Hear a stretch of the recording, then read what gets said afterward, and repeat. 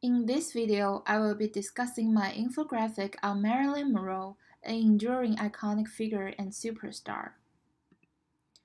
This is a quick overview of what my final infographic looked like. I will be covering the design concepts I applied in making it with you throughout the video. This is an overview of the models I used. I will be explaining how I emulated them, respectively, in making my infographic. The one on the left is a visual language model, and the one on the right is a color, typography, and layout model. First of all, I will be going over how my infographic utilizes the 5 forms of visual potential.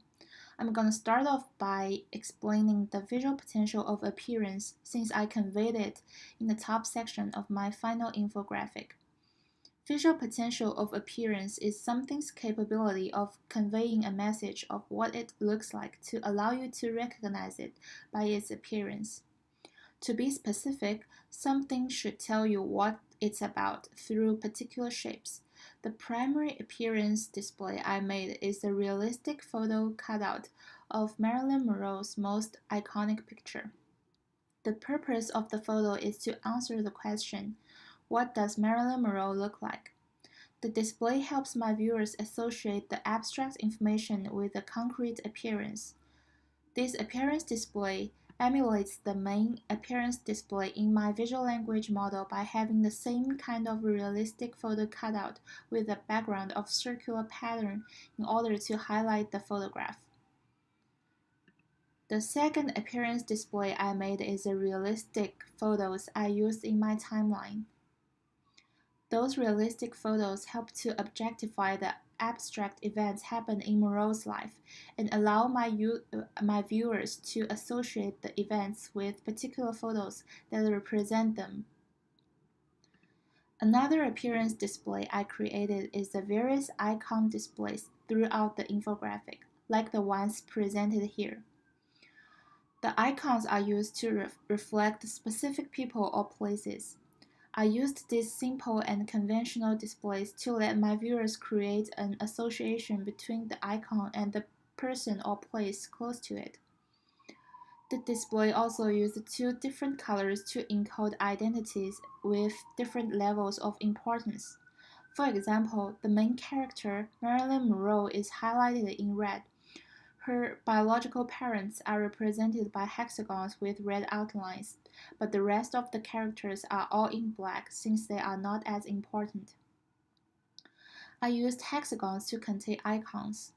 When you look at the icon treatment I used as well as the one in my visual language model, you will be able to see that they have similar kinds of fields and the same level of detail to guide the viewers to understand what the icons represent. And next, I am going to present the visual potential of relationships. It means the ability to show people connections between things. The purpose of relationship displays is to show how things are related. In my display, I want to show the relationship between Marilyn Monroe and her family members so that the viewers would have a sense of her family background. I encoded the relationships between the characters with lines of different colors. The lines connecting 2 different characters mean that they are related by blood. If there is no line, it means that there is no blood relationship. For example, you can see that Marilyn Monroe is blood related to Charles and Gladys, but she is not blood related to James, Joe, and Arthur. I also encoded the relationships via position to suggest hierarchy. The hexagons in the first line represent people of the first generation. The ones in the second line are those of the second generation, and so forth. The display is in the style of a traditional family tree, stretching from top to bottom. Next, I am going to go over the visual potential of time and how I exploited it in my infographic. It is used to convey the sequence of events in a period of time by a relative position. In my time display, I exploited the visual potential of time by creating a chronological timeline of the important events happened in Marilyn Monroe's life. The timeline tells a story of her all-too-brief life and how she overcame her unsuccessful marriages and the obstacles in her career to become a great actress who long lives in people's memory. The year numbers are placed at the top of each box since they grab the most attention to tell the viewers when exactly each of the events happened. It also followed the left to right and top to bottom convention so that the viewers can read the timeline like a book. Next, I would like to exploit the visual potential of numbers. The visual potential of numbers gives people a sense of how many or how much something has. And the common types of displays are bar charts, pie charts, line or area graphs. My display uses a bar chart and labeled next to the bars to show the viewers the box office of Marilyn Monroe's top 6 movies to give them a sense of how successful she is in the film industry. The bar graph encodes the visual potential of numbers via the length of rectangular bars. The longer the bar, the more the box office. I came up with this display due to my visual language model. As you can see, my visual language model also used a horizontal bar graph to exploit the visual potential of numbers. And to emulate my model, I labeled the bars with the movie names to the top of the bar and the numbers to the right of it. Lastly, I am going to go over the visual potential of location, which tells you where something happened or where different places are in relation to their positions. In my location display, I used an aerial map to show the locations of important events happened in Marilyn Monroe's life. I encoded the places with different icons that represent them and placed the icons on the map so that the viewers would be able to know where the places are in relation to each other and in relation to Los Angeles. Since my visual language model does not have a map that I can emulate, I had to use an aerial map that serves as a realistic photo cutout which mimics my model. However, as you can see how I depart from my model does not have labels in the photo but mine does. Yet I had to deviate from my model a bit since I want to show exactly where the places are in the real world as well as their positions in relation to each other and exploit the visual potential of location. And also to help my viewers to better understand the map, I put explanation labels on the right to include a little bit of context of these places. This also aids me to better emulate my visual language model, which has those icons in hexagons with the explanation text to the right. Next, I am going to go over the models I used for my infographic. This model represented here is my color typography and layout model. First of all, I'm going to explain to you how I emulate this model as a color model for my infographic. Here you can see all the colors I found in my color model. There are not many colors. Basically, my model uses color number FFF0CF for the background, which is a yellowish color, and black for the text, and black and red for the graphics. My model also used the color number 7EB942, which is the greenish color, in the footer section for the logo. But since my infographic does not have the random logo in the footer, I did not use the color in my entire infographic. Apart from that, my model also used an analogous color palette. Of course, black is not part of the color wheel. You can see how I emulated my color model overall with my display on the left and the model on the right. Overall, I used color number FF0F, which is the yellowish color for the background, and black for most of the text, and black and red for the graphics. I also used red as a highlighter to show viewers important information. For example, in the relationship display of my infographic, I used red hexagons as well as text to represent the main character, Marilyn Monroe, And in the top section of my infographic, I used a red stripe to set the tone of passion, excitement, and sexiness to match the iconic picture of Monroe on the right. Moreover, in my time display, I used the black circle pattern as a background for Monroe's epitaph to set the tone of mournful mood. What I am showing you in this slide is my typography model. In the next couple of slides, I'm going to show you how I emulate the fonts from my model in different sections of my infographic. The font you are seeing right now is Hoefler text and is used for titles throughout my model and my infographic. It uses default letter spacing and kerning. And next, the font you are looking at is Marian Regular. It is used for body text in my model as well as my infographic and has 11 points of leading. For the graphics, my model uses Marian Regular for the labels to the left of the bar and Marian Bold for the numbers label. And so I did the same for the numbers display in my infographic. My model uses bolded Marian Italic for the text 109% growth, but since my graph does not have the change in numbers content, I did not use this font in the bar graph. As you can see in this slide, my model uses underlined and bolded Marian Italic for identity labels. It also uses Marian Italic for axis labels. And for the labels, my model utilizes proximity association strategy, which means putting the text very close to the visual element it refers to. I did the same to emulate my model. What I did for the labels of Monroe's family tree is that I used Marian Italic for the character names since they are sort of like x-axis labels.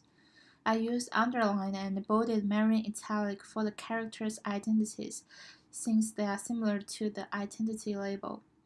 One thing to mention is that my model used Avenir for the label of the logo in the footer section, as you can see here. Yet since I am not using a logo for my infographic, I did not use this font. Next, I would like to talk about how I emulated my layout model and how I paid attention to the alignment of my infographic according to my layout model. My layout model is on the left and my final infographic is on the right. You can see my model arranges sections for the viewers to have an at-a-glance overview of each section before diving in and look at the contents carefully. The layout has 6 large sections followed by 2 small sections, and it starts off by the large top section, with 5 main sections of equal importance. Here's how I emulated my layout model. I also start out by a top section that contains the main title of the entire infographic, and then I have 4 main sections in the middle to elaborate on the main topic of the entire infographic. I did not have 5 equally important main sections in the middle like my model, because we only had 5 visual potentials to exploit. And lastly, my model has 2 small sections in the footer section, but I only have 1 on the left for the sources because I did not use a logo for the infographic. And then comes to the alignment of both my model and my infographic. As you can see in my model, the text in the top section right under the big circled number is right aligned. All the remaining text is left aligned. Alignment is making text and graphics line up so that they are within a group. It makes the elements organized and related. My entire infographic is left aligned. As you can also see there are lines separating each sections in my layout model, and everything inside the sections are within that line. I did the same thing for my infographic and made the content align with the separation line. Next, I'm gonna go over the second model I used for my visual language model. Overall, it has a lot of realistic photo cutouts throughout the entire infographic to make viewers create associations between the information and the image. My model also has very few lines and solid fill for the objects. It uses thin outlines occasionally for the hexagons and uses subtle pattern fills occasionally. It utilizes icons in the middle section of the infographic to help the viewers build association between information and the appearance of the icons. On the left, you can see the icons I found for my infographic to represent different locations. On the right, you can see my model uses icons for the same level of detail to represent different roles in the tech team. These icons have relatively low level of detail and serve to just letting you know what something is. This slide shows you how I get the timeline from my visual language model. You can see how both infographics use photo cutout of high level of detail to help the viewers create association between the information and the image representing it. You can also see how I used the same texture for the boxes and the frame. I also used repeating circles to create a texture for the background of Monroe's epitaph. Here is a comparison of my final infographic to my visual language model. You can see how I used the same grayscale realistic photographs throughout my infographic to enrich the content, and I also have appropriate use of icons to represent different people or locations. At last, I want to talk about some other important concepts in making infographics, including visual hierarchy, unity, and variety.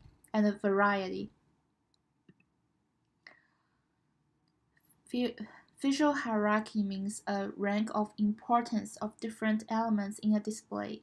Sometimes we use a contrast color or bold fonts to highlight specific content we consider important. Titles always catch the reader's eyes better than the body text. You can see how both my infographic and my visual language model have the biggest title at the top of the page. It grabs the viewer's attention better than anything else in the infographic. Diving into my infographic, you can see how the black circular background forms contrast with the grayscaled white photograph. It makes the photo pop out and draws people's attention. Other than that, you can see how the title in each section is bigger than the body text and how the identity labels are bolded and underlined to show more importance than their subordinate. Next, I want to talk about unity. Unity refers to the feeling of wholeness of different elements in a presentation. Usually, we repeat certain colors, graphics, and text of the same font, size, and weight to create a sense of unity. In my infographic, I used hexagons repetitively to create unity. I also repeat circles to create a pattern and use that pattern repetitively for the background of a certain image. In this slide, the display shows you how I repeated squares for each event in Monroe's life and the same title and body text in each box to create a sense of unity. Lastly, I am going to talk about variety. Variety means a range of different colors, shapes, and textures. We often use a variety of colors, shapes, etc. in our display. Here you can see also the hexagons I used repetitively create a sense of unity. They do have different colors and things within the hexagons. So for my relationships and location displays, there are icons within the hexagons. Yet in the time display, the hexagons are used to create a pattern to make the photo look more visually appealing. There are no icons within the hexagons. This is a process of me making my infographic. Thanks for watching.